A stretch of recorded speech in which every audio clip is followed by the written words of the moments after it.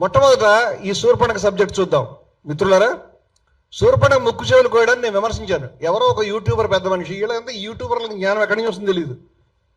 రాముడు ఇది లక్ష్మణుడు బాణం వేస్తేనంట సీత శూర్పణఖ ఇట్లా ఇట్లా అంటే ఆమె ముక్కు చెవులు తెగినాయంట పొరపాటున. అట్లా చెప్పాడు. రామాయణం కూడా చదువుకోకుండా నా మీద దాడి. ఇంకొక ఆయన ఏమో ప్రపోజల్ చేశారంటే చాలా బాధపడ్డాడు.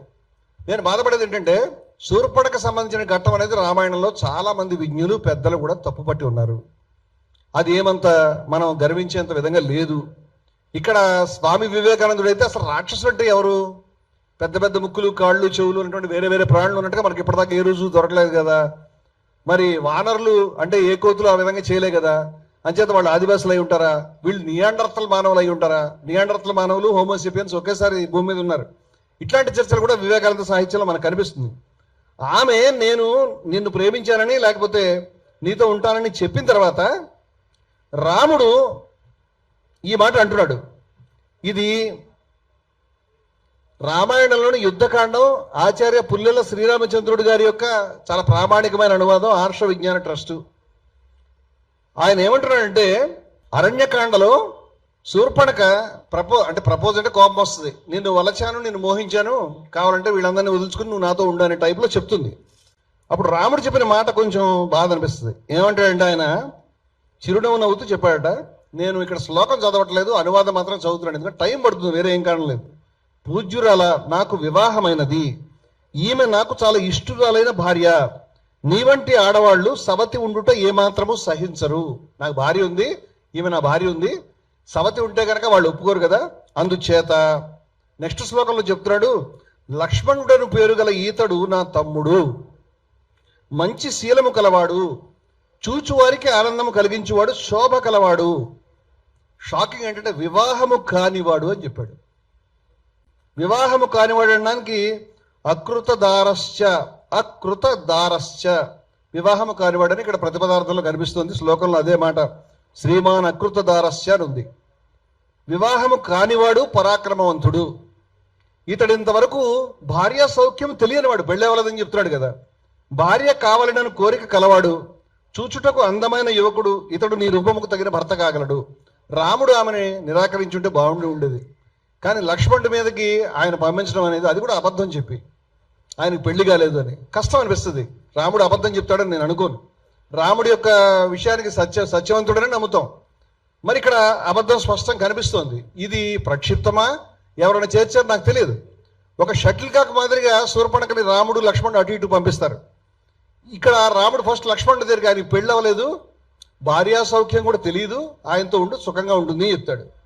లక్ష్మణుడి దగ్గరికి వెడితే లక్ష్మణుడు ఏమని చెప్తాడంటే ఆమెను చూసి, పద్మము వంటి రంగు కలదానా, నేను పూజ్యుడైన నా అన్నగారికి అధీనుడైన సోదరుడును, దాసుడనైనా నాకు భార్యవై నీవు కూడా దాసి ఒకటి కోరుచున్నాము. నేనే ఆయనకి పరిచర్యలు చేస్తూ దాసుడిగా ఉన్నాను, నా పక్కన నువ్వు కూడా పని మనిషిగా కుదురుకుంటావు కదా అంటున్నాడు. ఇది బాగాలేదు కదా అని ఈయన మళ్ళీ అన్నగారి దగ్గరికి పంపిస్తున్నాడు. నిర్మలమైన శరీర ఛాయ గల నీవు ఓ విశాలాక్షి, అన్ని విషయములందు సఫలుడైన మా అన్నగారికి చిన్న భార్యవై నీ కోరిక సిద్ధించగా ఆనందించుము అన్నాడు. అని చెప్పిన తర్వాత ఇంకొక ఆశ్చర్యమైన మాట చెప్తున్నాడు లక్ష్మణుడు. ఏమని చెప్తున్నాడంటే, వికృత రూపముతో అణిగిపోయిన పొట్టతో భయంకరురాలుగా ఉన్న ఈ చెడ్డ ముసలి భార్యను విడిచి రాముడు నిన్నే పొందగలడు. సీత గురించి ఈ మాట లక్ష్మణుడు సీత గురించి చెప్తున్నాడు. ఏమని చెప్తున్నాడు? ఆమె వికృత రూపంతో ఉంది, అణగిపోయిన పొట్టతో ఉంది, భయంకరురాలుగా ఉంది.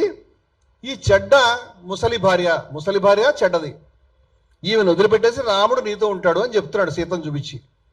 ఇది జోక్ అని వాల్మీకి చెప్తాడు మనకి. ఇదంతా ఆయన మీద పరిహాసం చేస్తున్నాడు ఆమెని అని. వాస్తవంగా అటువంటివన్నీ కూడా శూర్పణఖకే ఉన్నాయి, సీతకు లేవు కదా అనే అర్థంలో. అంతే, మరి పరిహాసం ఎందుకు చేయాలి? నాకు ఇష్టం లేదమ్మా అని పంపించేస్తే అయిపోతుంది కదా. రాముడి దగ్గరికే వెళ్ళు, ఆయన భార్యకి ఇన్ని రకాల వంకరలు ఉన్నాయి, చెడ్డది ముసలిది అని మాట్లాడవచ్చునా? తర్వాత ఈ మాటలు విని భయంకరురాలు వంగిన పొట్టగలది అయిన ఆ శూర్పణఖ లక్ష్మణుడి మాటలు విని పరిహాసమునందు నేర్పు లేనిదగుటచే, అంటే ఆమెకు జోకులు అర్థం కావు అని ఆయన జోక్ చేశాడు, ఈమెకు అర్థం కాలేదు. అది నిజమే అని తలచాను, అది నిజమే అనుకుంది. వెళ్ళి ఆమె మళ్ళీ రాముడి దగ్గరికి వెళ్ళి మళ్ళీ మాట్లాడుతుంది. ఆయన ఇదే మాటలు చెప్తుంది, నీ భార్య వికృత రూపం ఉన్నది, చెడ్డది, భయంకరాలు, ఆమెను చూసుకుని నువ్వు నన్ను అనవసరంగా తిరస్కరిస్తున్నావు కాబట్టి నేను ఆమెను తినేస్తానంటుంది.